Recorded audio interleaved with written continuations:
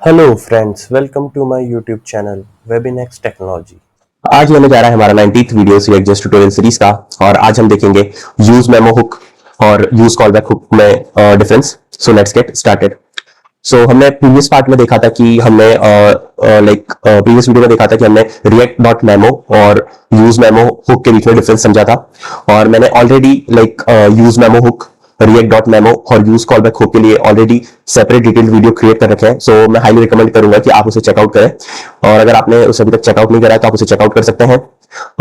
मैं ये चाहूंगा कि आप ये वीडियो कंटिन्यू करने से पहले आप मेरे ये प्रीवियस वीडियो कंटिन्यू करके आए। सो आपको ये थोड़ा सा और बेटर तरीके से समझ में आएगा। सो इनकेस अगर आपने अभी तक मेरे वीडियो को चेकआउट नहीं करा है तो उस तीनों वीडियोस का use memo hook, use callback hook और रिएक्ट डॉट मेमो का मैं लिंक इस वीडियो के डिस्क्रिप्शन में प्रोवाइड कर दूंगा।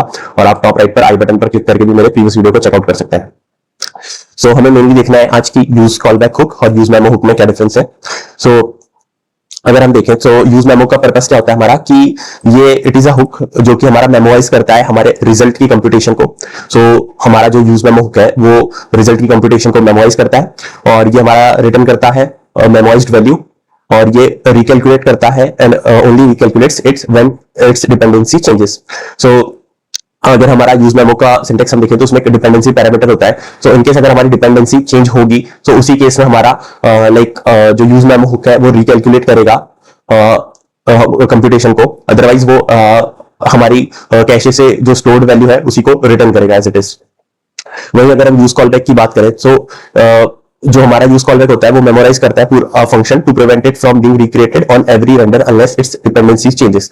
सो जो हमारा यूज कॉलबैक होता है वो हमारा मेमोराइज करता है पूरे फंक्शन को और वो ये प्रिवेंट करता है कि हमारा वो फंक्शन रिक्रिएट नहीं हो। मतलब बेसिकली ये यूज कॉलबैक की हेल्प से हम हमारे फंक्शन को मेमोराइज कर सकते हैं और ये प्रिवेंट करता है कि जो हमारा फंक्शन है वो बार बार रिक्रिएट ना हो अंटिल एंड अनलेस जब तक उसकी डिपेंडेंसी चेंज ना हो। अगर हम इसका यूजेज देखें so use memo for expensive calculation और object array creations that you don't want to recalculate on every vendor. So हम यूज मेमो को हम यूज कर सकते हैं जहां पे हमारी कोई हैवी ऑपरेशन परफॉर्म हो रहा हो या फिर कोई एक्सपेंसिव कैलकुलेशन हो रही हो। सो जिससे बेसिकली हम हर एक रेंडर में हम उस हैवी ऑपरेशन को परफॉर्म नहीं कराना चाहते। सो हम उसको यूज मेमो को हुक करके यूज करके हम वो वैल्यू कैशे से हम वो वैल्यू फेच कर सकते हैं। वहीं अगर हम यूज कॉलबैक की बात करें तो इसको हम जनरली यूज करते हैं अगर कोई हमें कॉलबैक पास करना है किसी चाइल्ड कंपोनेंट को तो हम उसको यहाँ पे यूज करते हैं specially those wrapped in React memo to prevent unnecessary rerenders. So generally हम यूज कॉलबैक का यूज करेंगे जहां पे हमें चाइल्ड कंपोनेंट में कॉलबैक पास करने हो स्पेशली जो ऑलरेडी फंक्शन हमारा रिएक्ट डॉट मेमो में रैप्ड हो और इसकी हेल्प से हमारे हम रीरेंडर को रोक सकते हैं, बचा सकते हैं। सो ये तो था हमारा थ्योरेटिकली। अगर मैं अब इसका हम प्रैक्टिकल एक एग्जांपल लिखते हैं। सो मैंने हमारे react memo versus react dot memo versus use memo में एक एग्जांपल ऑलरेडी क्रिएट कर रखा था। सो मैं आज इसी को कंटिन्यू करूंगा। सो हमने देखा था कि हमने हमारा ये एक्सपेंस अगर हम कोड की बात करें तो हमारा कोड क्या था कि हमने एक डिव ले रखा था जो हमारा एग्जांपल कंपोनेंट है उसके अंदर एक डिव है जिसके अंदर हमारा एक h1 था, देन हमारा एक इंक्रीमेंट बटन था। सो बेसिकली ये सिंपल सा काउंटर एप्लीकेशन का एग्जांपल है जिसके हर एक इंक्रीमेंट क्लिक पर हम हमारी स्टेट को अपडेट कर रहे थे बाय इंक्रीमेंटिंग वन उसकी प्रीवियस स्टेट में और देन उस वैल्यू को हम यहाँ पे शो कर रहे थे। देन हमारा एक एक्सपेंसिव कैलकुलेशन फंक्शन था, कंपोनेंट था सॉरी, जिसके अंदर हमने एक लॉग प्रिंट करवा रहे थे सबसे पहले। देन हमने सम एक फंक्शन क्रिएट करा था जो कि जिसके अंदर अगर हम लॉजिक देखें तो हमारा कंसोल प्रिंट होता है। देन एक हमारा लूप है जो कि कैलकुलेट करेगा सम को और ये लूप हमारा आइटरेट होगा अराउंड 1 बिलियन टाइम्स और ये 1 बिलियन टाइम्स आइटरेट होने के बाद फाइनली रिटर्न करेगा आई बेसिकली हमारा सम होगा। सो हम बेसिकली लूप के अंदर हम i इक्वल्स टू i+1 कर रहे हैं। सो बेसिकली लास्ट में ये अराउंड 1 बिलियन एक वैल्यू रिटर्न करेगा जिसको हम टोटल में स्टोर कर रहे थे। सो हमने यूज मेमो हुक का यूज देखा था यहाँ से कि जिस वजह से हमारी यूज मेमो में हमारा जो ऑपरेशन था सो बार बार नहीं कैलकुलेट हो रहा था और इसको हमने यूज मेमो की हेल्प से हमारे इस ऑपरेशन को, इस एक्सपेंसिव कैलकुलेशन को ऑप्टिमाइज कर दिया था। तो अगर मैं आपको चला के देखूं एक बार, ये तो हमारा सर्वर ऑलरेडी अपन रनिंग है। सो अगर मैं एक बार क्लियर करके रिलोड करता हूं। सो इनिशियल रेंडर पे हमारे ये दोनों लॉग हमें मिलेंगे, expensive calculation component render and calculating sum, ये दोनों हमें लॉग मिलेंगे। अब जैसे ही मैं इंक्रीमेंट करूंगा इंक्रीमेंट करूंगा, सो आप देखना ये दोनों लॉग नहीं मिल रहे। इट मींस बेसिकली जो हमारा यूज मेमो ने क्या करा कि इसकी वैल्यू को, लाइक जो हमने ये वैल्यू आई रिटर्न होगी उसको उसने कैशे में स्टोर कर लिया। देन उसने यूज मेमो ने चेक करा कि इसकी डिपेंडेंसी में अगर कुछ चेंज हुआ है क्या। सो इस केस में हमने इसकी डिपेंडेंसी में तो कुछ चेंज नहीं करा था, तो उसने डिपेंडेंसी पैरामीटर एम्प्टी है, सो इट मींस इसकी डिपेंडेंसी में कुछ चेंज नहीं हुआ, और अगर चेंज नहीं हुआ है तो उसने हमें वैल्यू उठा के दे दी कैशे से, और वही वैल्यू हम यहाँ पे हमारे एक्सपेंसिव वैल्यू में शो कर रहे हैं। अगर आप देखें तो हम यहाँ पे टोटल यहाँ पे रेंडर कर रहे हैं। देन अगर हम वाले लॉग की बात करें तो इसमें हमने मेमो लिया था। सो मेमो का क्या होता है, बेसिकली रिएक्ट डॉट मेमो का ये रहता है कि अगर किसी कोई कंपोनेंट हमारा मेमो के अंदर रैप्ड है ऑलरेडी, सो मेमो उसे तब तक रेंडर नहीं होने देगा अंटिल एंड अनलेस उसके प्रॉप्स में चेंज होता है। अगर उसके प्रॉप्स में कोई चेंज नहीं होगा तो हमारा कंपोनेंट फिर से रेंडर नहीं होगा। सो मेमो का ये होता है। अब इसी में हम थोड़ा सा एग्जांपल को थोड़ा सा मॉडिफाई करके और हम इसका देखते हैं कि यूज कॉलबैक हम यूज कैसे कर सकते हैं। सो यहाँ पे ये बटन है, तो इस बटन को मैं करता हूं कि इसको मैं एक्सपेंसिव कैलकुलेशन के अंदर रख लेता हूं। सो मैं यहाँ पे बटन जो है हमारा, लेट्स से मैं इसको एक्सपेंसिव कैलकुलेशन में रख लेता हूं, और इसमें एक बार फिल्टर कर लेता हूं, सॉरी फिल्टर नहीं, फॉर्मेट कर लेता हूं मैंने ये कोड को फॉर्मेट कर लिया है।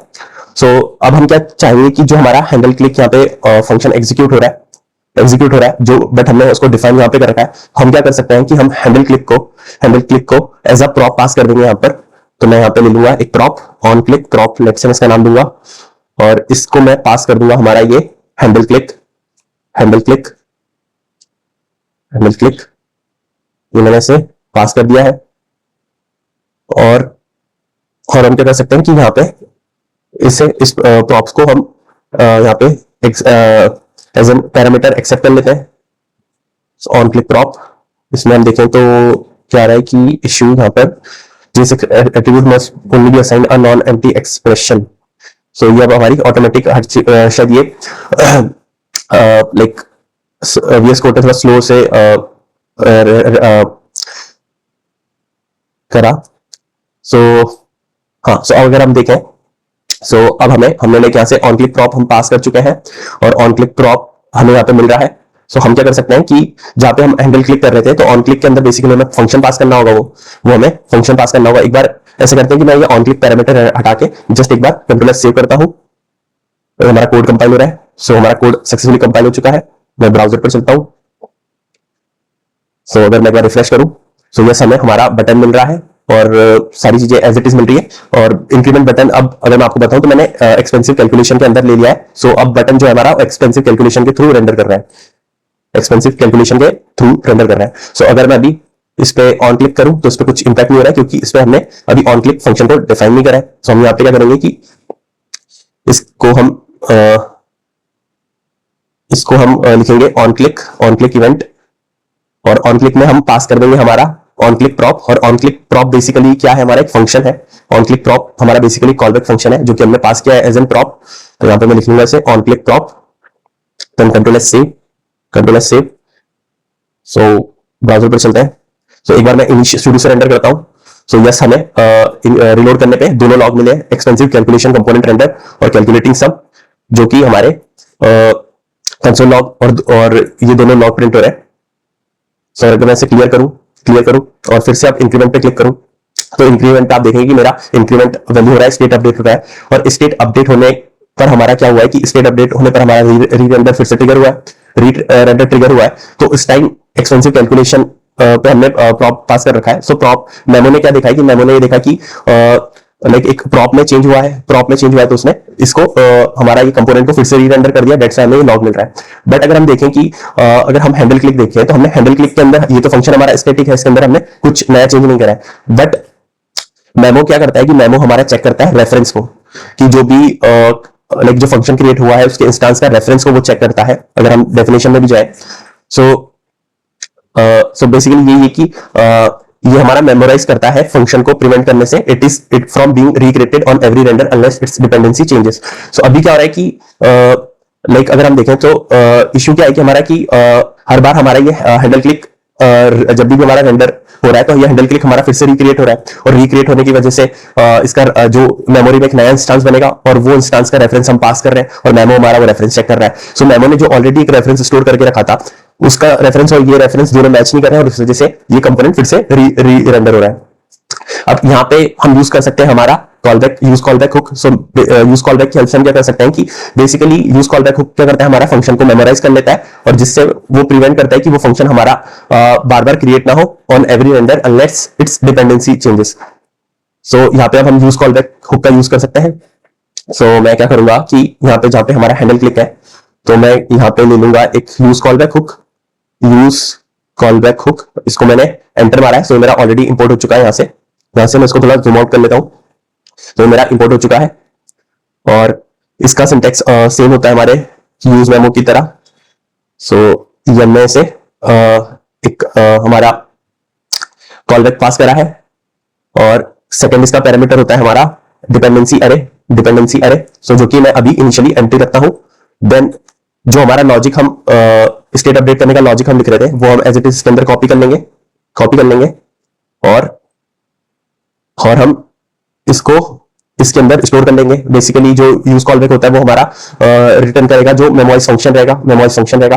सो हमने हैंडल क्लिक में पास कर दिया और हैंडल क्लिक हमारा ऑलरेडी एज एन प्रॉप पास हो रहा है एक्सपेंसिव कैलकुलेशन के अंदर। और एक्सपेंसिव कैलकुलेशन के अंदर बटन के ऑन क्लिक इवेंट पे हमने ये प्रॉप पास कर रखा है। सो इसके ऑन क्लिक पर हमारा ये एग्जीक्यूट होगा, यूज कॉलबैक एग्जीक्यूट होगा और एग्जीक्यूट पे इनिशियली एग्जीक्यूट होने पर ये इसकी स्टेट अपडेट करेगा और इसको मेमोराइज करके रख लेगा, इस फंक्शन को पूरे फंक्शन को मेमोराइज करके रख लेगा। देन कंट्रोल एस सेव, अब मैं देखता हूं कंट्रोल एस सेव। सो इसे मैं क्लियर करके एक बार फिर से रिलोड करता हूं। सो मैंने रिलोड करा। सो अभी इनिशियल रेंडर पे मुझे दोनों लॉक फिर से मिलने लगे। मैं से एक बार क्लियर करता हूं। देन इंक्रीमेंट पे अगर मैं फिर से क्लिक करूं सो अब आप देख सकते हैं मुझे कोई लॉक नहीं मिल रहा है। फिर से मैंने एक और बार इंक्रीमेंट करा है, इसलिए मुझे कोई लॉक नहीं मिल रहा है। मैंने तीसरी बार भी इंक्रीमेंट करा है, फिर मुझे लॉक नहीं मिल रहा है। सो बेसिकली यूज कॉलबैक ने क्या करा कि इसका जो फंक्शन है, फंक्शन की जो हमने कॉलबैक फंक्शन है हमारा, इसको उसने मेमोराइज करके रख लिया है हमारे कैशे में, बेसिकली कैशे में स्टोर करके रख लिया। और जब भी हमारा री-रेंडर ट्रिगर हो रहा है तो ये चेक कर रहा है कि इसकी डिपेंडेंसी लिस्ट एम्प्टी है। सो ये री-रेंडर ट्रिगर नहीं कर रहा है और री-रेंडर बेसिकली फिर से रिक्रिएट नहीं कर रहा है। जो भी फंक्शन है वो हमें लाइक कैशे से दे रहा है और कैशे से स्टोर्ड है। सो इट मींस ये रिक्रिएट नहीं होगा तो उसका रेफरेंस सेम रहेगा।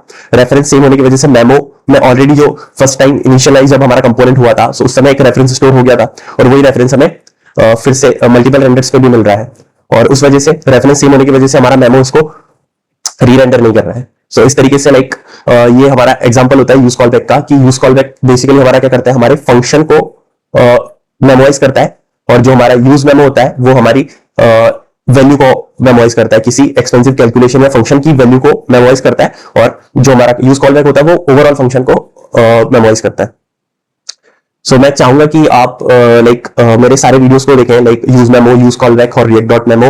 और react dot memo versus use memo का मैं डिफरेंस ऑलरेडी प्रिपेयर कर वीडियो ऑलरेडी क्रिएट कर चुका हूं। सो मैं चाहूंगा कि आप इन चारों वीडियोस को देखें। सो इससे आपको डिटेल्ड एक कंसेप्ट आपका बन जाएगा और आपको ये बहुत क्लियरली समझ में आ जाएगा तीनों का डिफरेंस और तीनों का यूज।